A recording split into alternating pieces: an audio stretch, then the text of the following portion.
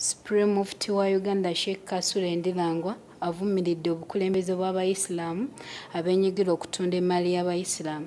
Kino nga bakikola nga beeyambisa obuyinza bwe balina. Bino eno abyogeredde Butambala. Katugalabe mbojjuvu. Gyako Akawuuwo. Muhammad wa ala alihi wa sahbihi wa sallim. Walhamdulillahi rabbil alamin. Supreme Mufti wa Uganda Sheikh Kasule Ndilangwa asinzidde eno n'avumirira abakulembeze b'Abayisiraamu abenyigira mu kubba emali y'Obuyisiraamu ng'eno basusse okugitunda mu lukujjukujju wabula n'akuutira Abayisiraamu okwetanira okusinza Allah nga bajjumbira emizikiti. Gumiikiriza abantu batunda mali y'Abusiraamu, Obusiraamu babufuule bamulekwa, abatalina kye balina, buli ke balabye ne bakatunda, buli ke balabye ne bakatunda. Abantu okussa ebintu mwamulira ya Supreme Council weesuleko kubanti ku ntandikwa ya Luweero omuzikiti we gutandikidde, naye obuvunaanyizibwa bwammwe mugusaaliremu, mulabe nga mufuba nnyo okusaaliramu. Haji Sulaiman Matumbwe ngono yawamya omutwe mu kuzimbibwa kw'omuzikiti guno asiimye nnyo gavumenti olw'okuba wakalembereza okukola emirimu gyabwe ng'Abayisiraamu. Omuzikiti ogwo nsaba Katonda ansobozese nsobole n'okuzimba emizikiti emirala mu nsi yaffe eno, ate ntwala obuvunaanyizibwa obwebaza gavumenti yaffe eno, kubanga gavumenti yaffe eno etuwa akalembeekereza akakola kye tuba twagadde nga tetukubye mukono gwonna.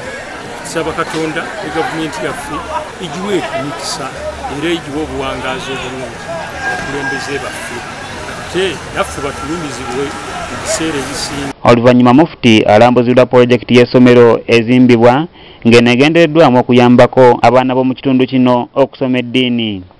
Ate ebyo nga biri bityo, Bannayuganda baweereddwa amagezi okukalaganira wamu ne poliisi okusobola okumalawo obukuubagano obwalukawo wakati w'enjuyi zombi, nga bino byonna byogeddwa omwogezi wa poliisi mu bitongole eby'enjawulo Secretary Vincent bw'abadde ayogerako eri abalokole ab'ekkanisa eya The Greatest Commission Church ekitimbwa mu disitulikiti y'e Kayunga mu kaweefube wa poliisi ow'okunnyikiza enjiri wamu n'enkola y'emirimu gyabwe nga kino bakikola nga batalaga ebitundu by'eggwanga eby'enjawulo.